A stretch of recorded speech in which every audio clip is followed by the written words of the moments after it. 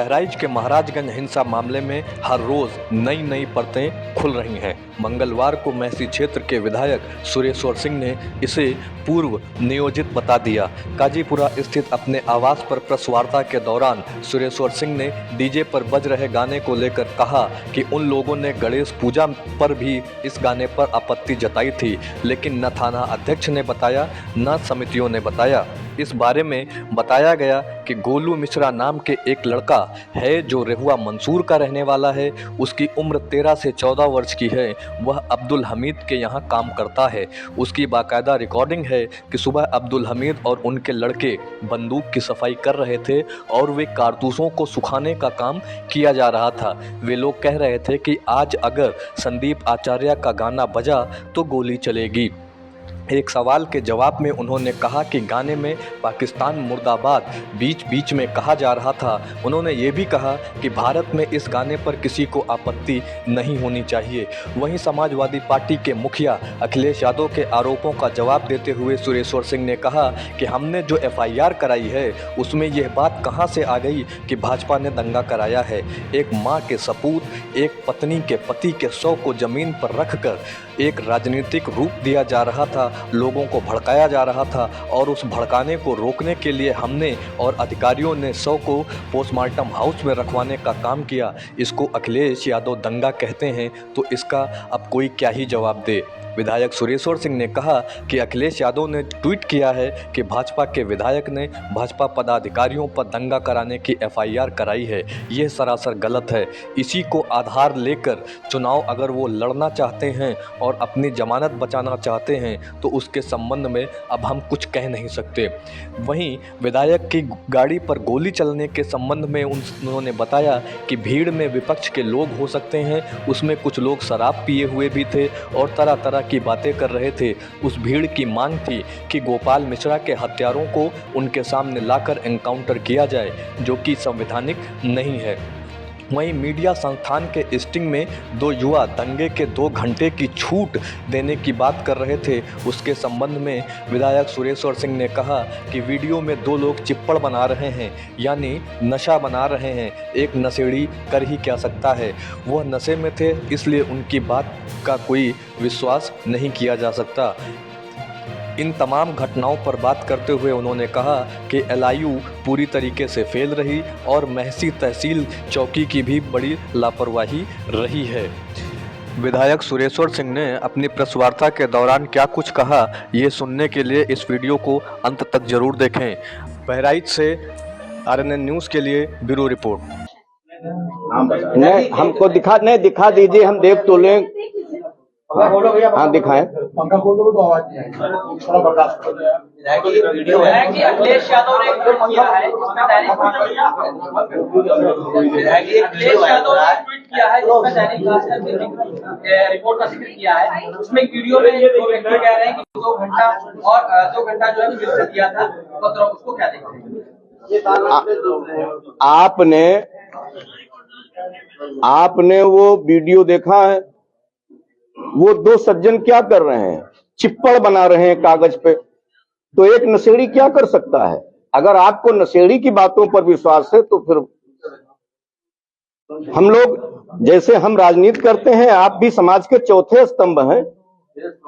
अगर नशेड़ी के ऊपर विश्वास करेंगे, दोनों लोग आप बैठे हैं, वो कह रहा है कि हाँ को, एक तो ये भी कह रहा है कि जिसका जब नंबर आ रहा था तब जला रहा था, तो कोई नंबर अलॉट था क्या? तो जो नशे में है वो नशे की क्रिया को कर रहा है।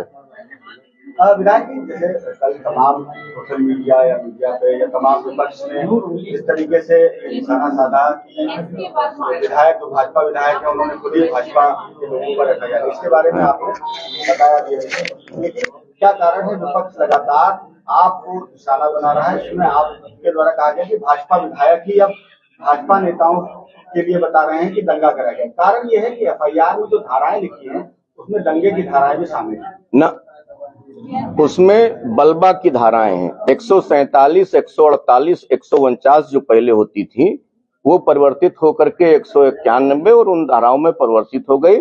उसमें एक धारा लगी हुई है, धारा 34 पहले थी, अब वो संशोधित हो गई है, वो लगी हुई है कि सबके जितने लोग थे वहां सबकी सहमति से ये कार्य किया गया, सारे लोग शामिल थे। तो वो विवेचक का काम है ना, हमको तो पता भी नहीं कि उसका विवेचक कौन है, ना उसने बयान लिया है।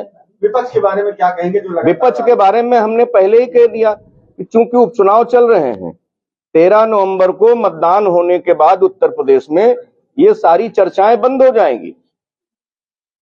विधायक जी, पहले जो विसर्जन होता था या जो धार्मिक कार्यक्रम होते थे उसमें आबकारी की दुकानें बंद रहती थी, लेकिन अब ऐसा नहीं देखा जा रहा है, इसको किस तरह लेते हैं आप? इसको भी संज्ञान में लिया गया है, आगे से इस पे भी कार्रवाई होगी। विधायक जी, बड़ा घटना ये है कि जब एक फायरिंग में रामगोपाल मारा जाता है, आपकी एफआईआर में भी फायरिंग का जिक्र किया गया है। यहाँ पर क्या आप मानते हैं कि किसी को टारगेट करके वो फायरिंग की गई, और यहाँ भी जो हॉस्पिटल कैंपस था वहां भी किसी की हत्या करने की साजिश थी? क्योंकि आपने फायरिंग का जिक्र किया, हमने एफआईआर में हमने फायरिंग का जिक्र भी किया है और वीडियो में फायरिंग दिखाई भी दे रही है। ये विवेचक का विषय है कि वो चिन्हित करे कि कौन था फायरिंग करने वाला और किस उद्देश्य से उसने फायरिंग की। विधायक जी, अभी आपने एक बात कही कि आप और जो है पत्रकार जो है दिवाकर पांडे जी, जिलाधिकारी का प्रयास था कि जो 100 को जो है बर्तरी ले जाया जाए, लेकिन कुछ लोग जबरन जो है वहां के ऊपर रोक रख करके प्रदर्शन कर रहे थे, नहीं ले जाने दे रहे थे। तो आखिर उनकी मंशा क्या थी जो सड़क के ऊपर ही रखकर 100 रख करके जो है वो प्रदर्शन कर रहे थे? अब मंशा उसमें विपक्ष के लोग भी हो सकते हैं और कुछ लोग, जैसा कि हमने कहा, कि नशे में भी थे, क्योंकि रात का 9 बज रहा था, तो नशे में भी लोग थे और तरह तरह की बातें कर रहे थे। भाई कोई कह रहा, उसमें से ये लोग भी कह रहे थे कि नहीं, वो महाराजगंज में जिसने गोली मारी है वो यहीं लाया जाएगा, वो यहीं उसका इनकाउंटर होगा, तब हम 100 को ले जाएंगे। तो ये कहीं भारत के संविधान में, भारत के कानून में ये कहीं कोई जिक्र है कि अगर कोई किसी की हत्या कर देता है तो उसको जहां 100 रखा हो वहीं ला करके उसको मार दिया जाए? ये अधिकार तो भारत का संवैधानिक दर्जा कहीं प्राप्त ही नहीं है, भारत का मौलिक अधिकार नहीं है, न किसी नियम में लिखा हुआ है। तो कहीं ना कहीं जो आपके शांति के प्रयास थे उसके ऊपर जो है हमला वो कर रहे थे, तो कहीं की बवाल हो और ज्यादा बढ़े। अब इससे तो यही लगता है। विधायक जी, बड़ा सवाल, रेहुआ मंसूर के 2 लोग जो इस हिंसा में मुख्य आरोपियों के साथ हैं, हत्या में रामगोपाल मिश्रा की, ये कहा जा रहा है कि ये प्लानिंग थी, पहले से ही लोकल स्तर पर तय हो गया था कि 13 तारीख को घटना को अंजाम दिया जाएगा, और वो 2 लोग फरार भी हैं, अभी पुलिस की हिरासत में नहीं है। तो क्या मानते हैं कि कहीं ना कहीं ये इंटेलिजेंस स्तर पर या लोकल जो यहाँ का लोकल सूचना है उसके स्तर पर फेलियर हुआ? एलआईयू की तो टोटल फेलेवर है, एलआईयू का और तहसील की चौकी, महसी तहसील की चौकी और थाना अध्यक्ष। इसके पहले लगभग 40 साल से मूर्तियों का विसर्जन होता है और उसी रास्ते से होता है। लगभग हर दूसरे तीसरे छत पर पीएसी खड़ी होती थी, चाक चौबंद व्यवस्था होती थी,